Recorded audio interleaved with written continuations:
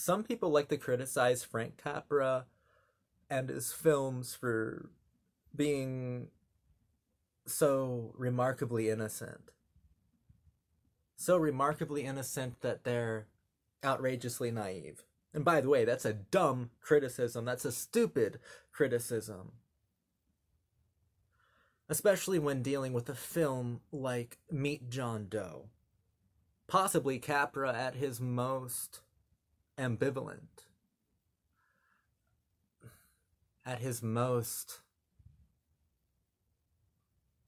grim or complicated morally. For Capra, innocence is a virtue. It's a sensitivity. And it's a mature sensitivity, which can appear childlike to cynical types of people.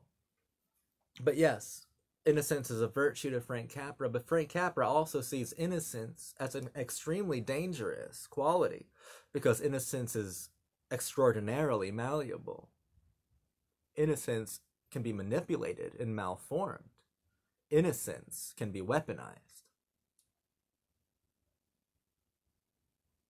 Because innocence is both a dangerous virtue and a righteous one. Either way, it's a hypersensitive thing within Capra's universes. Meet John Doe was the first film that Capra made when he left Columbia, when he left the Harry Cohn system. He made it one of two films for Warner.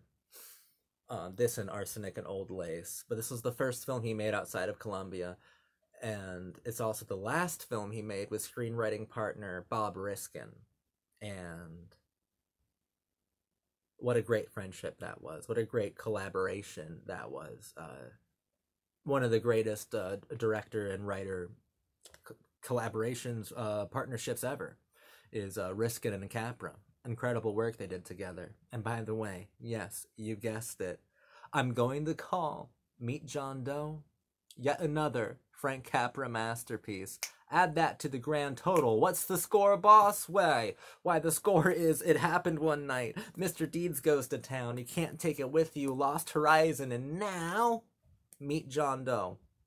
By the way, It Happened One Night and Mr. Deeds Goes to Town are in my top 10 favorite films ever. But yep, this is another one.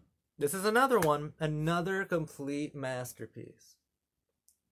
Gary Cooper returns, and I mentioned this on my Mr. Deeds video, my review there, where I said I think Gary Cooper best personifies the Frank Capra hero.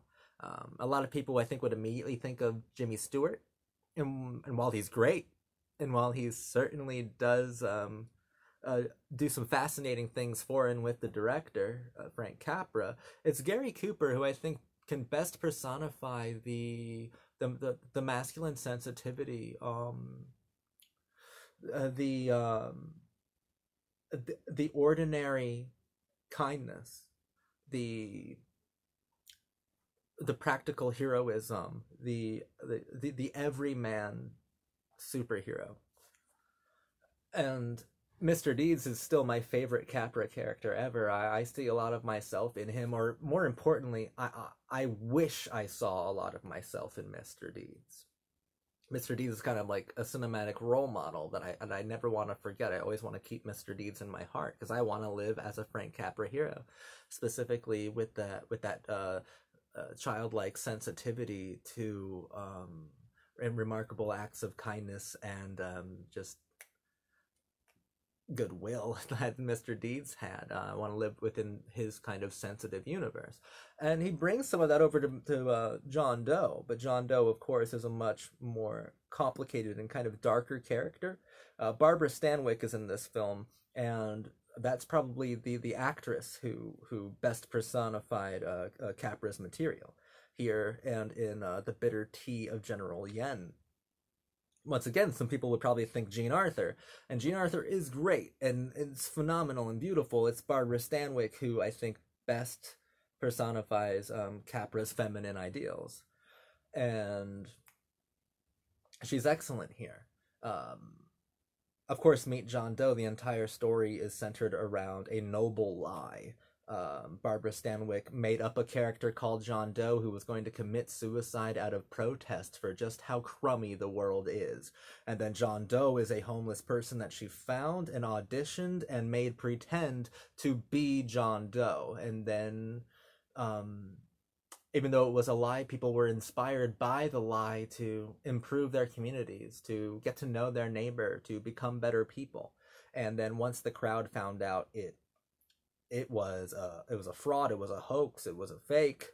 They were weaponized by a selfish political party with narcissistic aims and greedy goals, and they turned on John Doe. And John Doe ends this film contemplating suicide. I remember Capra really.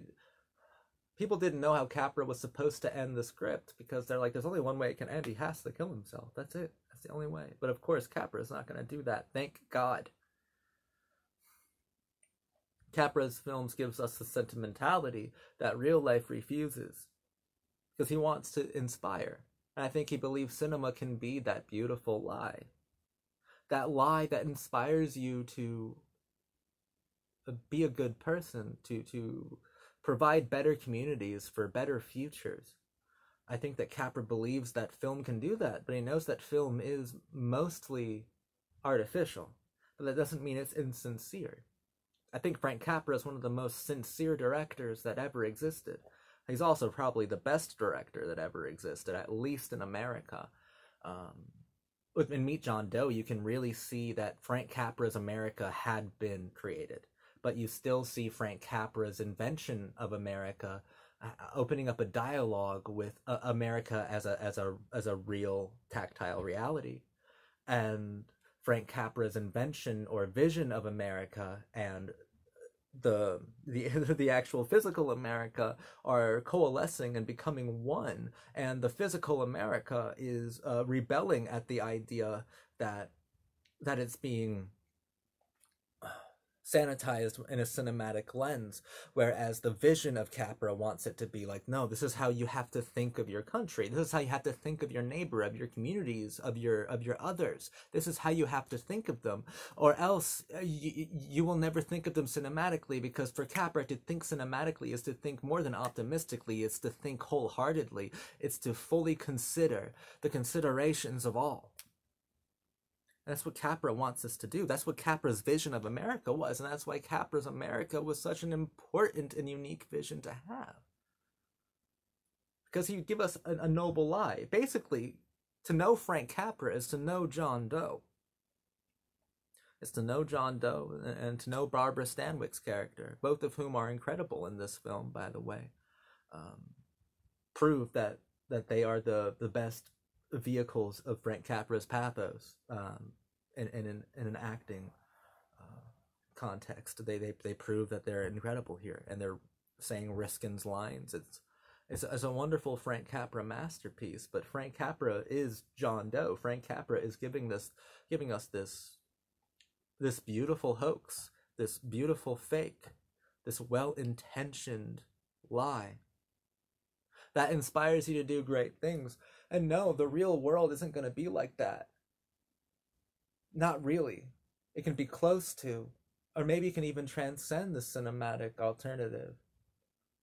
And yes, Frank Capra's vision of America as a reality, it's going to, people are going to attempt to co-opt it. People are going to attempt to weaponize it and manipulate it for their own political or financial or egotistical gains. People are going to do that. But you have to remember the heart. And the heart is of the individual and of all these other individuals who come together and recognize each other as human beings, as human individuals. With aims and goals and loves and desires,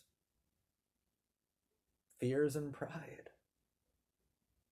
Meet John Doe is extremely touching, and I think it's one of Frank Capra's most confrontational films. Because it forces you to engage with ideas that have a bit of a darker context. When the crowd turns on you, you almost feel as if you have to reject reality, reject existence, because you've been ostracized by an entire whole.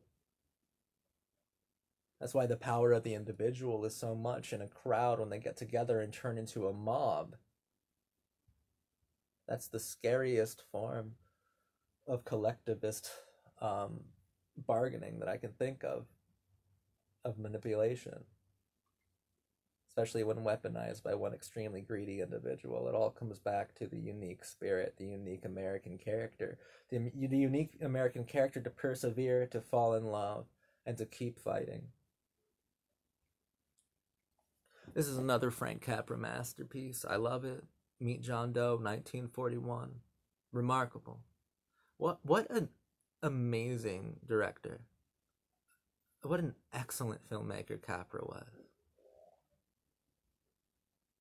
I still want to be a Capra hero. I don't think I'll ever stop wanting to be one.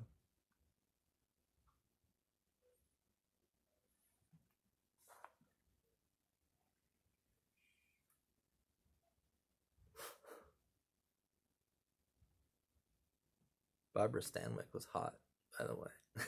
Everybody. Wanted to throw that out there, too.